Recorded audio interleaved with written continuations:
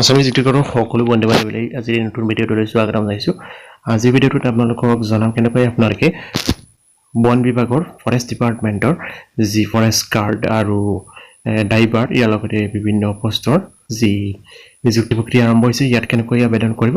তো প্ৰথমতে আপোনালোকে আপোনালোকৰ ফটো আৰু সিগনেচাৰটো বনাই ল'ব লাগিব। তো ইয়াত আপোনালোকে ইনষ্ট্ৰাকচনখিনি দেখা পাইছে।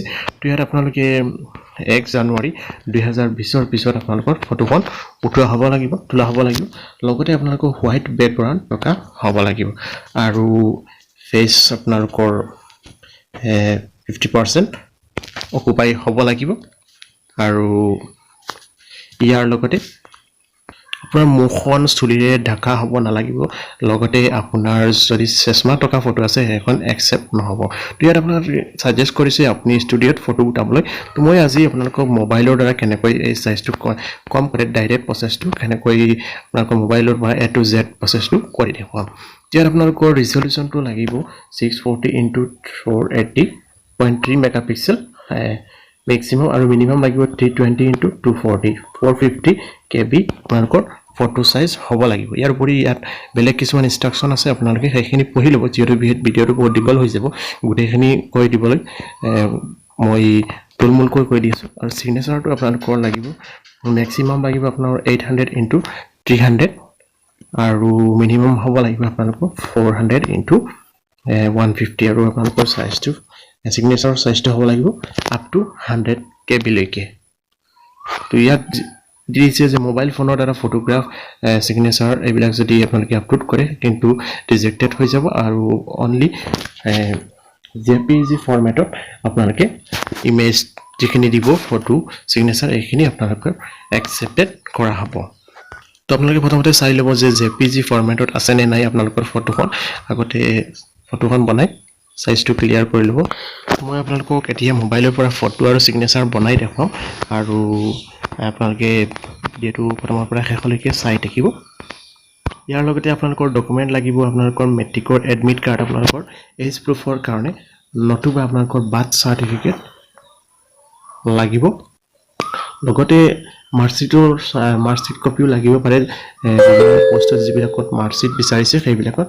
ইয়াৰ লগতে আপোনালোকৰ এমপ্লয়মেণ্ট এক্সচেঞ্জ লাগিব এপ্লাই কৰোঁতে, আৰু যদি বিশেষ কাষ্টৰ পৰা এপ্লাই কৰি আছে তেনেহ'লে কাষ্ট চাৰ্টিফিকেট লগতে দিব লাগিব।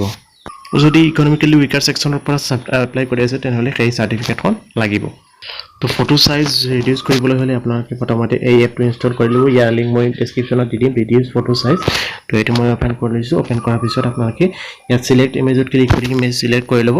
তো মই ইয়াৰ পৰা ফটো এখন চিলেক্ট কৰি লৈছোঁ আৰু এই ফটোখনৰ পিক্সেলটো আপোনালোকে চাব পাৰে 854x854 আৰু এইখন 40 KBত আছে, কিন্তু ইয়াৰ পিক্সেলৰ সাইজটো বেছি আছে। তো এইটো মই কম কৰিব লাগিব।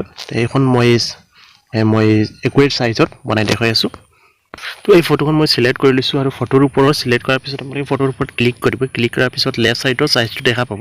তো এই ফটোখন হৈছে 308 KB 430x577। এতিয়া আপোনালোকৰ যদি সাইজ বেছি হয় কম হয় কেনেকৈ আপোনালোকে কৰিব। প্ৰথমতে আপোনালোকে হোৱাইট বেকগ্ৰাউণ্ড থকা ফটো এখন উঠাই ল'ব আৰু হোৱাইট বেকগ্ৰাউণ্ড নহ'লে কিন্তু নহ'ব।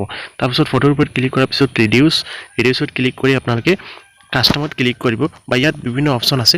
তো ইয়াত সেইবিলাকৰ পৰা কৰিব পাৰি। তো আপোনালোকে কাষ্টমত ক্লিক কৰিব। কাষ্টমত ক্লিক কৰাৰ পিছত এনেকুৱা দেখা পাব ঘৰ। তো প্ৰথম ঘৰত আপোনালোকে ইয়াত লিখিব লাগিব 640 আৰু দ্বিতীয় ঘৰত লিখিব লাগিব 240।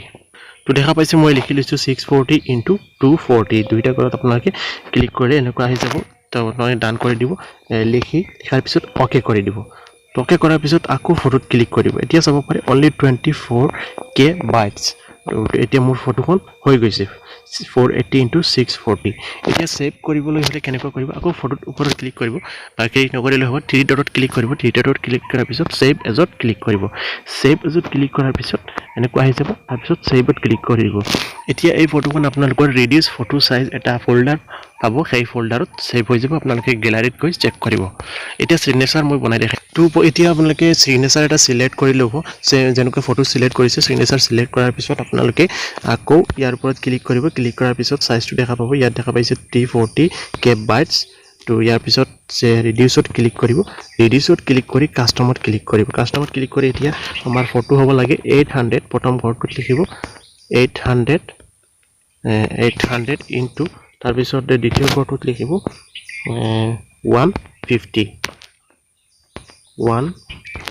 তাৰপিছত ডান কৰি দিব তাৰপিছত ওকে কৰি দিব এতিয়া আকৌ তৃতীয়টোত ক্লিক কৰি সেভ এজত ক্লিক কৰিব তাৰপিছত সেভত ক্লিক কৰিব এতিয়া মই দেখাই আছো কিমান সাইজৰ হৈছে ফটোখন তো এতিয়া ফটোৰ ওপৰত আকৌ ক্লিক কৰিলে আপোনালোকে দেখা পাব only 70k bytes আৰু 800 into 155 bytes হৈ গৈছে আমাৰ ফটোৰ সিগনেচাৰ বনোৱা কাম শেষ তো এতিয়া গ্যালাৰীত মই আহি দেখাই আছো এতিয়া সক মই মোৰ গ্যালাৰীত আছো আৰু এতিয়া ফটোৰ সাইজটো হল 18kb 800 into 155 আৰু এখন বনাই লৈছো তো এতিয়া মই অনলাইন এপ্লাই ওয়েবসাইটলৈ গৈ আছো তো আপোনালোকে অনলাইন এপ্লাই কৰিবলৈ হলে এইটো ওয়েবসাইটলৈ আহি যাব ইয়াৰ লিংক মই ডেসক্ৰিপচনত দি দিম আৰু এইটো অফিচিয়েল ওয়েবসাইট সিকিউৰড হয় আৰু আপোনালোকে কিবা অনুসন্ধান কিবা জানিবলগীয়া থাকিলে ইয়াৰ কন্টাক্ট নম্বৰ আছে সেইকেইটাত আপোনালোকে কন্টাক্ট কৰি যোগাযোগ কৰিব পাৰে WhatsApp নম্বৰো আছে 9 পৰা 6 PM লৈকে আপোনালোকে যোগাযোগ কৰিব পাৰে জিমেইল আইডিও আছে ইয়াত আপোনালোকে যোগাযোগ কৰিব পাৰে তো ইয়াত যিসকলে আগতে হেৰি কৰিছিল এপ্লাই কৰিছিল তেওঁলোকে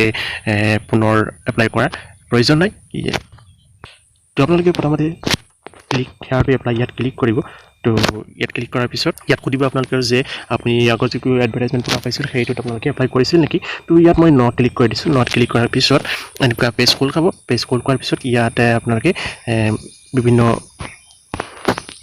অপশন ফিল আপ কৰিব লাগিব ফৰ্মখন ফিল আপ কৰিব লাগিব first name middle name last name phone number email address employment exchange number তাৰ পিছত মিনিমাম কোৱালিফিকেশন কাষ্ট তাৰ পিছত ডেট অফ বাৰ্থ এইখিনি কৰি মই আপোনালোকক পিছৰখিনি প্ৰসেস দেখাই আছো তো ইয়াত এটা কথা আপোনালোকে চাব পাৰে ইয়াত যেটো ৰেড টিক মাৰ্ক টকা আছে সেইখিনি কিন্তু ম্যান্ডেটৰি হয় আৰু এমপ্লয়মেন্ট এক্সচেঞ্জ নাম্বাৰটো কিন্তু ইয়াত ম্যান্ডেটৰি কৰি দিছে আগৰ বিলাকৰ কিন্তু ম্যান্ডেটৰি কিয় হোৱা নাই DME বহুতে কৰি লৈছে তাৰ পিছত তো এইখিনি ফিল আপ কৰাৰ পিছত আপোনালোকে ৰেজিষ্টাৰত ক্লিক কৰি দিব আৰু আপোনালোকে ইয়াত কিন্তু কোনো স্পেচ দিব নোৱাৰিব তো মোৰ নামত স্পেচ আছে কিন্তু ইয়াত স্পেচ দিব স্পেচ দিলে কিন্তু একসেপ্ট নহয় তো দেখা যাওক কি হয় ইয়াত সকলোখিনি ডকুমেন্ট আপোনালোকৰ কিন্তু সেলফ এটেস্টেড কৰি তাৰ পিছত আপলোড কৰিব লাগিব আৰু ইয়াৰ সাইজ হ'ব লাগিব 100kb পৰা 200kb JPG PNG ফৰমেটৰ হলে হ'ব ইয়াত আপোনালোকৰ ডকুমেন্ট লাগিব মেট্ৰিকৰ যদি আপোনালোকে মেট্ৰিক পাস কৰিছে তেনেহলে মেট্ৰিকৰ এডমিট কাৰ্ড আপোনালোকৰ এজ প্ৰুফৰ কাৰণে আৰু যদি আপোনালোকে মেট্ৰিক পাস কৰা নাই তেনেহলে আপোনালোকৰ বাৰ্থ সাৰ্টিফিকেট দিব লাগিব আৰু লগতে মাৰ্কশিট দিব লাগিব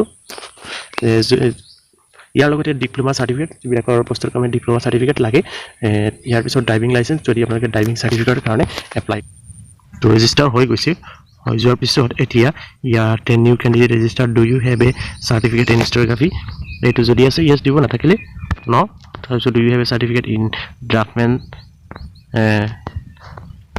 নাথাকিলে do you have a trade certificate in carpentry ন আছে যদি ইয়েস তো মই এইবিলাকৰ পৰা এপ্লাই নকৰো do you have a valid driving certificate তো এইটো আছে যদি do you have at least 3 years experience in elephant আপকিপিং ন যদি আছে ইয়েস তো আকৌ চেক কৰিলো তাৰ পিছত সাবমিটত ক্লিক কৰি দিব তো সাবমিটত ক্লিক কৰাৰ পিছত ইয়াত আহি যাব কোন কেইটা পোষ্টৰ বাবে এপ্লাই কৰিছিলো আমি ফৰেষ্টাৰ 1 ফৰেষ্ট গাৰ্ড তাৰ পিছত ড্ৰাইভাৰ পোষ্টৰ কাৰণে এপ্লাই কৰিছো ইয়াৰ পিছত 7টা ষ্টেপ আছে ইয়াত আপোনালোকে স্টেপখিনি পুৰা কৰিব লাগিব তো ইয়াতে আসলতে সিলেক্ট কৰিব লাগিব কোন কেইটা পোষ্টৰ বাবে আপোনালোকে এপ্লাই কৰিব তো মই বেসিক্যালি দুটা পোষ্ট ফৰেষ্ট গাৰ্ড আৰু ড্ৰাইভাৰ এই দুটা পোষ্টৰ বাবে এপ্লাই কৰি দেখাম তাৰ পিছত সেভ এণ্ড নেক্সটত ক্লিক কৰিম তো ইয়াত আপোনালোকে প্ৰেফাৰেন্স সিলেক্ট কৰিব লাগিব পোষ্ট প্ৰেফাৰেন্স ওৱানত আপুনি কোনটো প্ৰেফাৰেন্স দিব ড্ৰাইভাৰ নে ফৰেষ্ট গাৰ্ড মই ফৰেষ্ট গাৰ্ডত দিছো 2 নম্বৰত দিছো ড্ৰাইভাৰ তাৰ পিছত ইয়াত আপোনালোকে do you have valid driving licence থাকিলে ইয়েস দিব তাৰ পিছত ইয়াত আপলোড কৰিব লাগিব তো মই আপলোড কৰি দি আছো ড্ৰাইভিং লাইসেন্স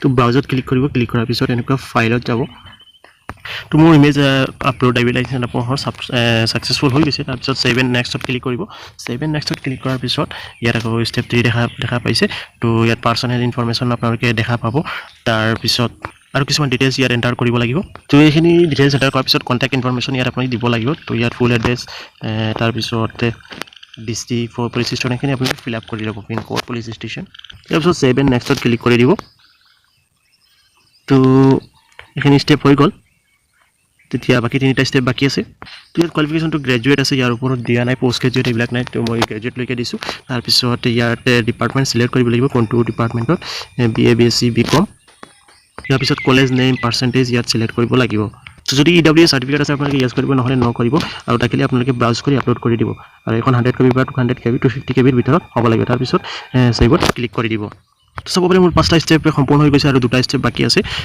তো ইয়াত do you have NCC certificate থাকিলে ইয়েস না থাকিলে নাই তাৰ পিছত Do you have home card certificate? তো no. তাৰপিছত do you have sports certificate?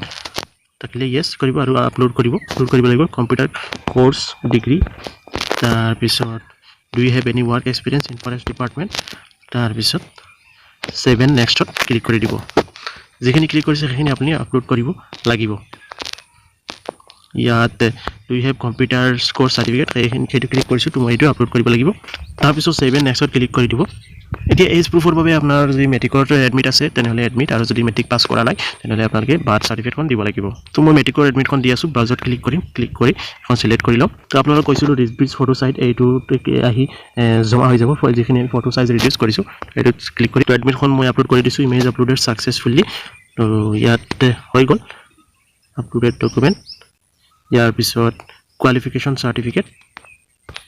সাৰ্টিফিকেটত আপোনালোকে আপোনালোকৰ BA HS মেট্ৰিক বা MA যি আছে BSc এইটো আপলোড কৰিব ইয়াৰ পিছত ফটো সিগনেচাৰ আপলোড কৰিব লাগিব এতিয়া মই ফটো সিগনেচাৰ আপলোড কৰি আছো তো ফটোটো মই প্ৰথমতে দেখাইছিলো কেনেকৈ বনাব লাগে ফটো আৰু সিগনেচাৰ মোৰ বনোৱা হৈ গৈছে মই এতিয়া জাস্ট ক্লিক কৰিছো ফটোটো আহি গৈছে তাৰ পিছত সেভত ক্লিক কৰি এতিয়া ইমেজ আপলোডিং হৈ গৈছে এতিয়া সিগনেচাৰত আকৌ ব্ৰাউজ কৰি আকৌ সিগনেচাৰটো সেম ফাইলত ক্লিক কৰিম তো হৈ গৈছে সব আমি ফটো সিগনেচাৰ দুইটা আপলোড হৈ গৈছে এতিয়া এমপ্লয়মেন্ট এক্সচেঞ্জ সাৰ্টিফিকেট এইখন আকৌ আপলোড কৰিম